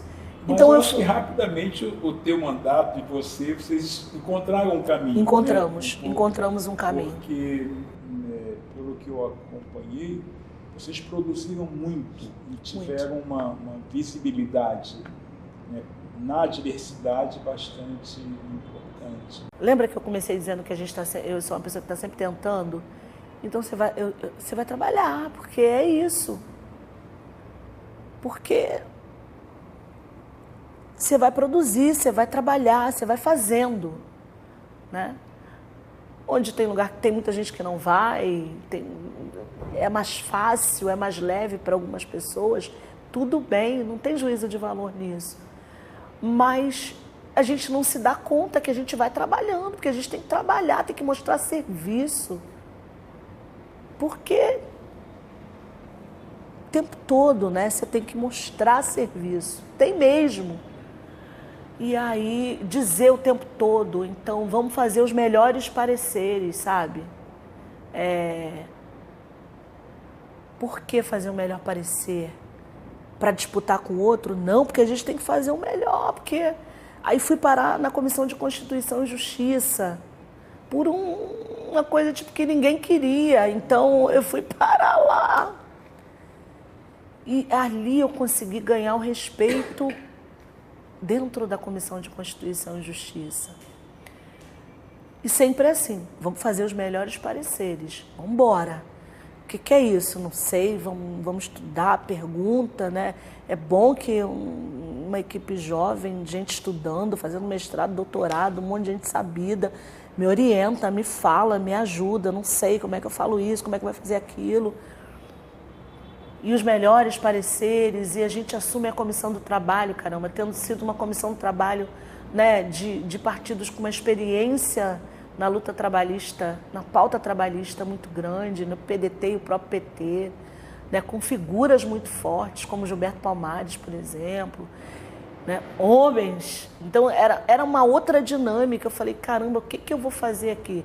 Bom, vou fazer o quê? Vamos interseccionalizar tudo, já que a moda é essa. Brincadeira, não é moda, mas é o que eu sei fazer. Então, eu vou por onde eu sei e eu vou conseguir falar. E vamos embora. E por ali. E eu acho que foi isso. Então, chega ao final dessa jornada, né? Com 2 pesquisas que eu nem sabia que estava acontecendo, né? Uma do Mulheres Negras Decidem e outra... da Dida Figueiredo, pesquisadora da UERJ, e a Dida, que hoje compõe o mandato da Thalira, inclusive advogada, ela vai dar conta de que o nosso mandato é um mandato com uma das maiores produções legislativas e ações, incidência no orçamento para a população LGBTQIA+, no Estado, e o Mulheres Negras Decidem levanta de que nós somos o mandato negro com a maior produção do Brasil. Entre os mandatos de mulheres negras no Brasil. É isso? Caraca! A tua experiência como na Assembleia Legislativa e a avaliação positiva desse teu mandato, né? Em que pese que você não foi reeleita, sim, mas você teve uma avaliação muito positiva. Uhum. Mas esse período, como é que foi a tua relação com essa base? A base que eu chamo é favela, esse campo, sim, popular, né, que de alguma forma também deu visibilidade para você. Mas como é que foi no tempo que você foi, uhum, deputada, Como é que foi esse diálogo? Como é que você sentiu essa receptividade? Eu estou elaborando ainda muito sobre diversos temas nesse sentido, Itamar. Primeiro, eu acho que mandatos como os nossos e de outras companheiras, né, cada vez mais vão se tornar ferramentas pedagógicas para o nosso povo entender o que é o parlamento. Porque a realidade é que as pessoas não entendem. Primeiro que não sabem o que é o vereador, o que é o deputado. A gente foi muito letrado na lógica, né, de uma política fisiológica, assistencialista, um modelo de político. Então as pessoas não entendem mesmo. Primeiro, eu pude ver isso. Então eu acho que a gente está muito no início disso, tá? A gente ainda vai penar um pouco. E eu pude perceber isso. Primeiro, é uma euforia, né? E é importante que a euforia continue, porque a gente tem que ter euforia mesmo, porque isso anima para a gente colocar outras mulheres. E eu vou fazer esse recorte, mulheres negras mesmo. Porque mesmo os homens negros nesse lugar, eles assumem uma característica muito tradicional. As mulheres negras, a partir, eu acho, né? Eu estou dizendo a partir dessa onda de ascenso das mulheres negras, vai imprimindo uma outra forma, não é nova política. Eu sou contra o termo nova política. Não existe nova política, não. Existem novas atrizes, mulheres negras, chegando nesse lugar e servindo, nós que estamos chegando agora, como ferramenta pedagógica. Daqui a alguns anos isso não vai ser mais necessário, vai ser natural. Mas primeiro, uma euforia, mulheres negras têm que ocupar, tarará, tarará, e a gente tem que repetir mesmo esse mantra, e esse mantra tem que se concretizar e virar realidade. Mas depois, da porta para dentro, eu ainda não sei nomear, eu tenho olhado muito para o que a Lélia produziu como mais próximo do que eu vivi, e sei que muitas outras podem falar, talvez a Áurea que não voltou, porque não quis voltar, porque uma série de fatores, dos racismos e de como nós, como base também, porque quando a gente fala base, né, a base pra gente, eu tô falando a gente mesmo, você e eu aqui sentados. A base não é o outro, a gente é a base. Embora tenhamos caminhado um pouquinho, né, a gente leu mais um pouquinho, mas a gente é base, a gente é isso.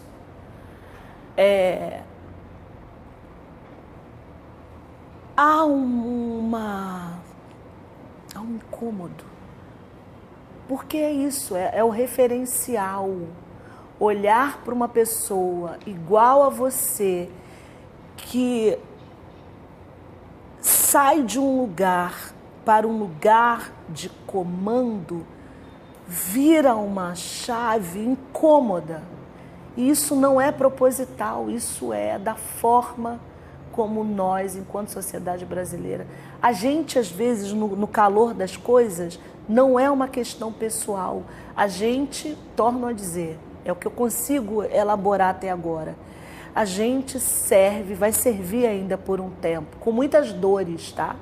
Com muito sofrimento, de ferramenta pedagógica, até que seja natural, né? Que a gente esteja nesse lugar, né? Então, é incômodo, sai do lugar da euforia, do legal, porque dentro da institucionalidade, você não vai falar como na plenária militante. Você não vai lidar com os pares, você tem responsabilidades, não é a militância, você não tem a flexibilidade do movimento social, você tem amarras institucionais que te obrigam a responder institucionalmente.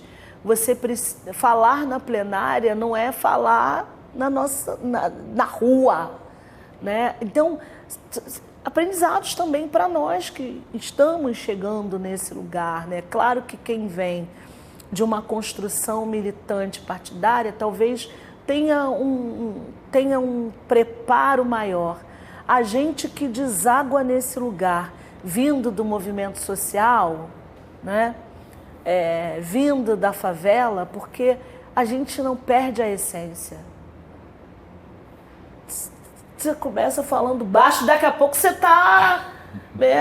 gente, entendeu? Então é isso, tá em você, tá no seu DNA. Então, tem questões geracionais, como tem em toda a sociedade. Então, eu vejo que a gente é uma ferramenta pedagógica, porque a gente precisa estar, né? A gente, como eu te falei, a gente é docilizado pelo mundo do trabalho. Você não falta, você... E aí eu ouvi de uma companheira nossa, muito experiente, uma referência, falar para mim o seguinte: você foi processual demais. O nosso povo gosta de festa, amor. Você tem que olhar para isso. Tem que ter o circo. Porque não adianta dizer que você produziu. Eu não quero saber disso. Porque o letramento que a nossa sociedade tem é do cara que tá lá no morro, pô. Ele não é do morro. Estou dizendo do que a gente entende da política tradicional. Não é você que está todo dia no plenário, que está de manhã, que está cumprindo lá as 25 horas de trabalho. E a pessoa não entende isso. Não, mas cadê você? Não, mas a gente está lá. Mas se a gente não estiver lá, como é que a gente está? Então, por quê? Porque você olha para outros quadros que não são do nosso campo, né, da esquerda, progressistas, que não têm o nosso ponto de partida, a dinâmica é outra. A presença é de outra forma. Então, são muitas coisas que eu ainda estou elaborando sobre. Então, eu não essa relação com a base é diferente. Você podia... me deu vontade de falar uma coisa. Isso tem a ver com uma questão... eu vou trazer o tema da branquitude, porque eu acho que nessa percepção você tem o lugar, por exemplo, né, do político tradicional, seja homem ou mulher, branco, extra-favela, ele já tem um lugar pré-definido, né, e hierarquicamente reconhecido. Exato. Por quem está na favela. Quando uma mulher preta, né, ou chega nesse espaço, você traz que você usou uma palavra que eu acho que é interessante, como instrumento pedagógico. Sim. Mas, ao mesmo tempo, né, você disse, falar no plenário legislativo tem um ritual, né, que não pode ser o mesmo ritual quando você está na base. Exato. E que esta base, às vezes, não entende, né, exatamente esse ritual, não entende qual é o efeito. Então, eu acho que isso tem a ver...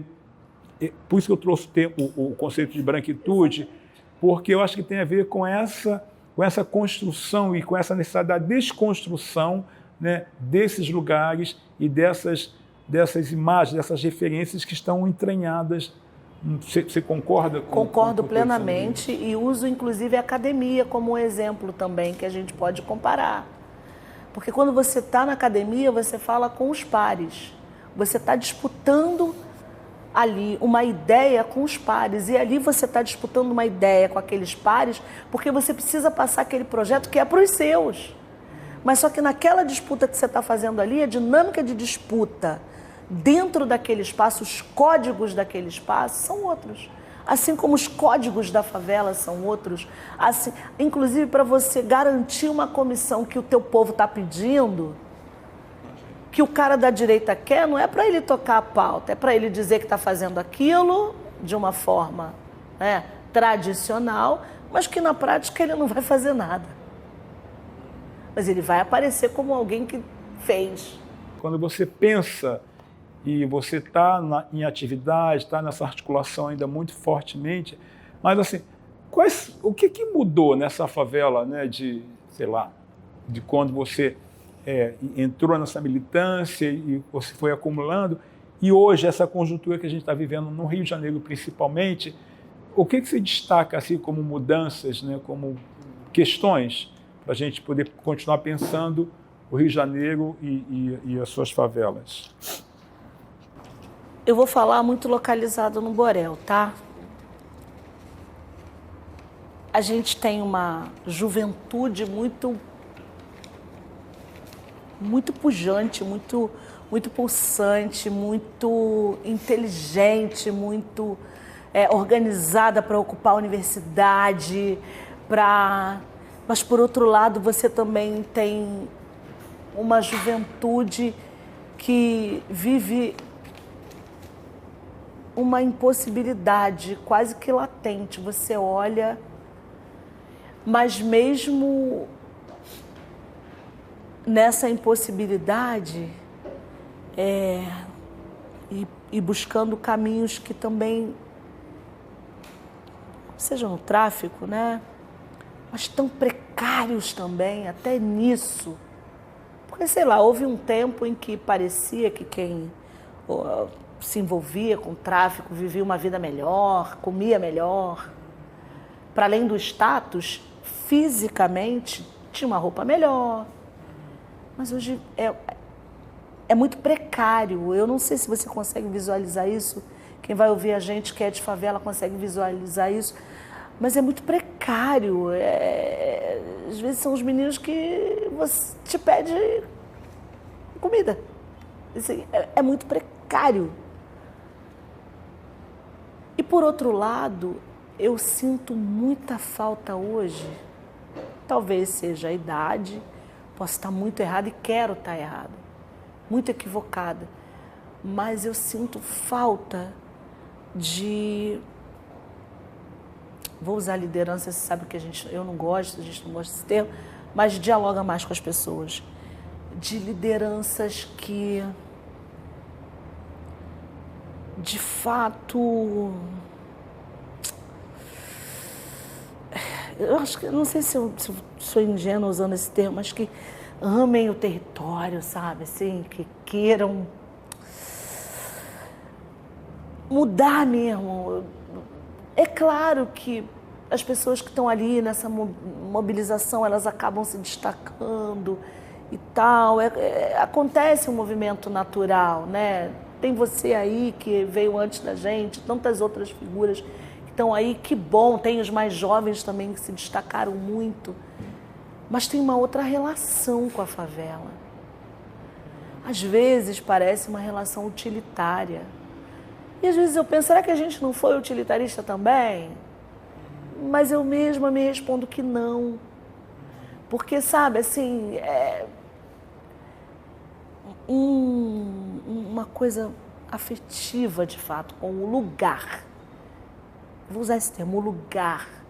De querer uma transformação. Não é só o acesso cimentado, não é isso. Mas, sabe, o tal de viver tranquilamente na favela onde eu nasci, do legal, do bom. Porque nem tudo na favela é bom, não é não. Faltar água é ruim, ter que carregar água é muito ruim. Não devia ser assim. A gente ficar sem luz dias, tá errado. Mas eu sinto a falta dessas lideranças, né? Não vou falar liderança como nós, senão a gente vai ficar muito presunçoso. Mas que tenham, talvez até antes de nós, sabe? Talvez mais românticas e apaixonadas, mas é claro, romance e paixão não bota dinheiro no bolso de ninguém, as pessoas precisam comer. Não, e que bom também que a gente tenha hoje um avanço, né, de projetos no interior da favela, que as pessoas também possam exercer a sua militância e trabalharem nisso e ganharem o seu pão e também desenvolverem a sua vocação militante naquilo que acreditam no seu território, né, de pessoas que empregam o seu avanço pessoal no crescimento do seu lugar e de outros. Sabe, uma coisa também não tão bairrista, eu me vejo, por exemplo, uma pessoa, eu sou do Borel, mas eu fui construindo a minha militância não só no Borel, então eu amo Manguinhos, eu sou apaixonada pelo Alemão, sabe, eu curto pra caramba Santa Marta, embora eu não tenha estado tanto.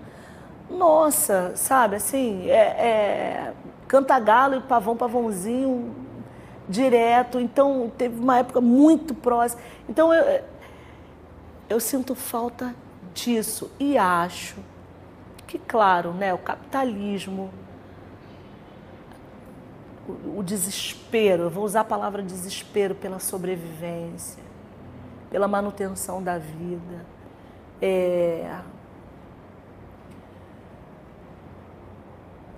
Acho que isso mudou.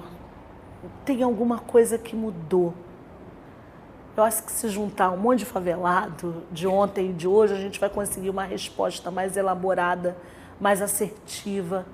Mas também tem muita beleza, tem muita força, muito desejo de que a favela seja olhada de outra forma. Mas eu sinto falta de uma forma de atuação na favela que talvez tenha só mudado, não tenha acabado, tenha ficado diferente. Mas acho também que os processos violentos contra a favela, sabe, a violência contra esse lugar, contra as pessoas que vivem na favela, a própria ocupação, se a gente for olhar para o Borel, vou voltar para o Borel e para algumas outras favelas que a gente conhece, né? A ocupação por outros grupos, por exemplo, de nordestinos, né? Na favela, que são pessoas que estão muito ligadas ao trabalho, que não estão tão ligadas na organização comunitária. Isso não é um juízo de valor, mas é só uma constatação. É uma galera que está ali, trabalha, volta, mas também não está tão ligada à organização comunitária, à luta coletiva, vive a sua vida, né? Isso também eu acho que muda um pouco a dinâmica, o medo, né, de se envolver. Se for me envolver, né, o custo disso, a mudança dos domínios dos territórios com grupos ainda mais violentos, né? Se a gente falava lá atrás que tinha uma juventude suicida, né, que já não respeitava tanto quem era mais da antiga, quem era morador, que estava numa outra vibe, porque era uma outra geração. Hoje isso aumentou exponencialmente. Então a favela continua sendo um universo extremamente complexo hoje, né? Muito complexo. Bom, esse tema, eu acho que se faz uma proposta aí que é interessante, porque juntar vários favelados e a gente conversar um pouco, porque a gente vai fundo nessa conversa, mas eu acho que você traz um elemento que também, para mim, é provocativo, que é essa relação com o território, né? Você falou um pouco sentimentos, né? Um pouco de gostar ou não gostar, mas ter uma relação afetiva com esse lugar, né? Com esse território, com essa favela, né? Onde se nasceu. Por outro lado, a gente vive um momento em que o funk é repetido por tantas bocas, né? Eu só quero ser feliz. Isso, para mim, é uma contradição que bate com...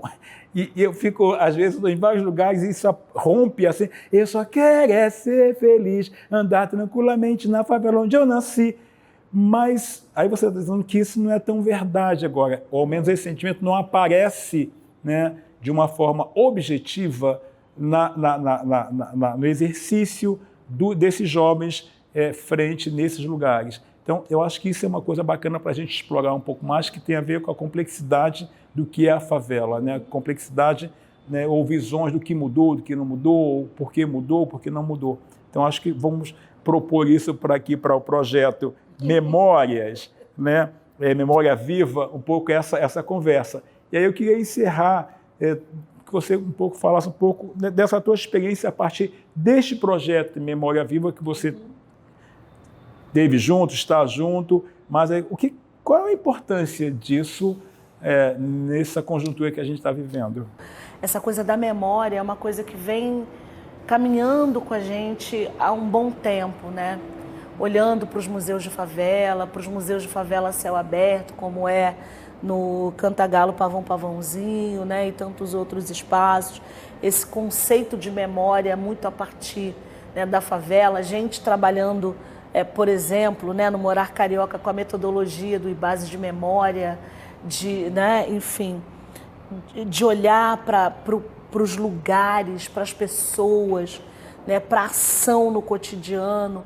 Então, trazer isso como uma ação e eixo importante estratégico do Dicionário de Favelas Marielle Franco, né, que começa com o Dicionário Carioca de Favelas que tem a ver com a discussão no Santa Marta da cidade como favela, a partir da ocupação desses lugares pelas unidades de polícia pacificadora, o quanto a memória desses espaços é fundamental, o quanto essa presença e essa dinâmica de expansão do Dicionário de Favelas Marielle, do crescimento desse projeto, né, que hoje vai cada vez mais, né, se refinando na atuação e garantindo que memória é importante.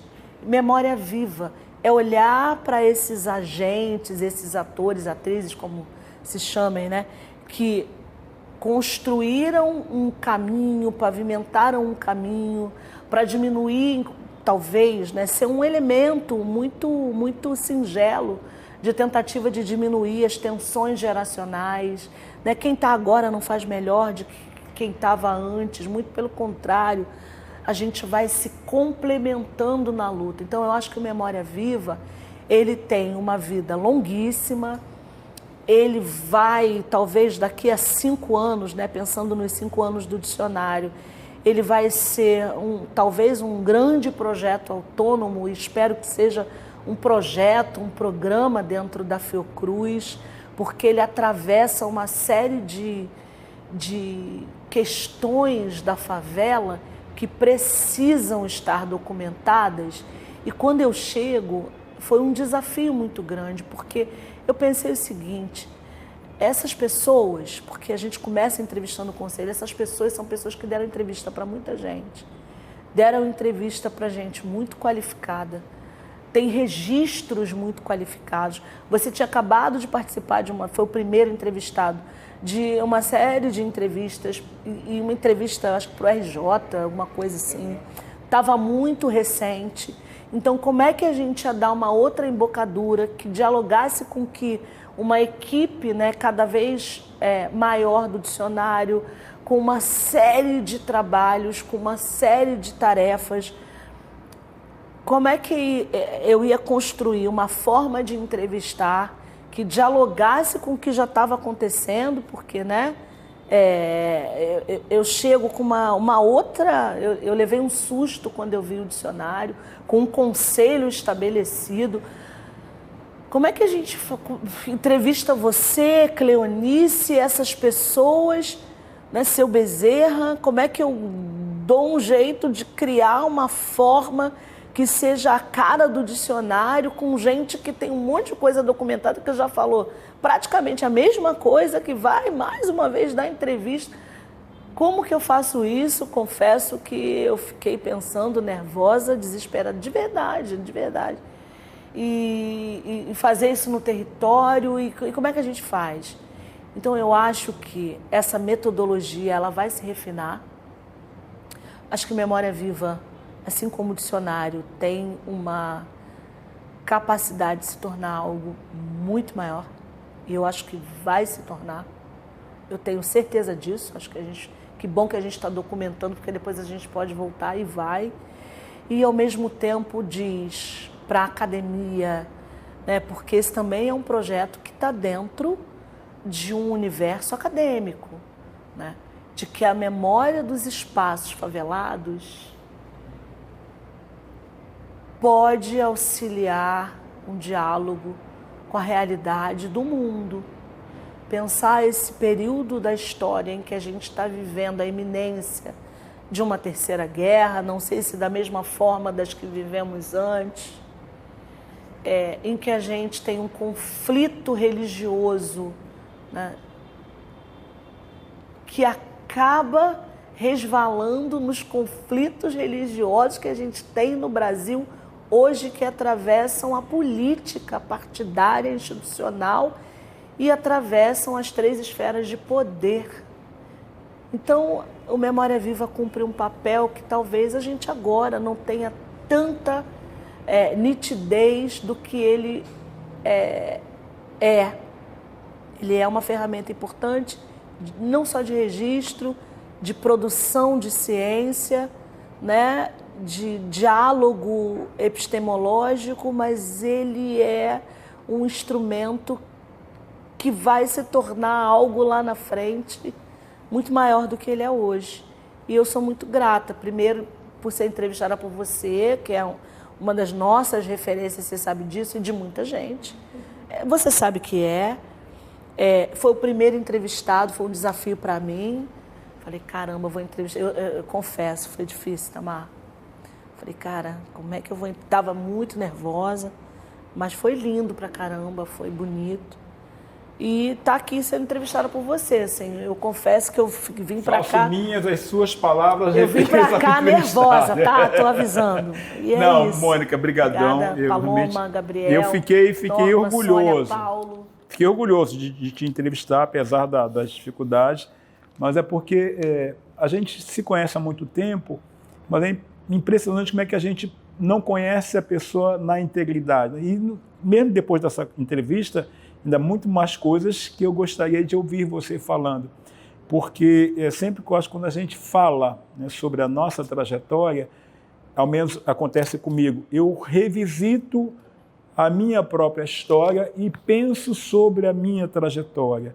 E eu acho que é um momento também de diálogo comigo mesmo, né? E quando você é entrevistado por alguém que você confia, que você gosta, eu acho que esse diálogo acontece, né? Então, por isso eu acho que esse Memória Viva ele é importante que tenha esse formato, tenha essa possibilidade, porque permite também que as pessoas e os entrevistados possam olhar fazer um olhar para a sua trajetória. A gente faz isso muito pouco, né? Na verdade, a vida é muito imperativa, ela vai te levando e vai te obrigando, você tem que fazer.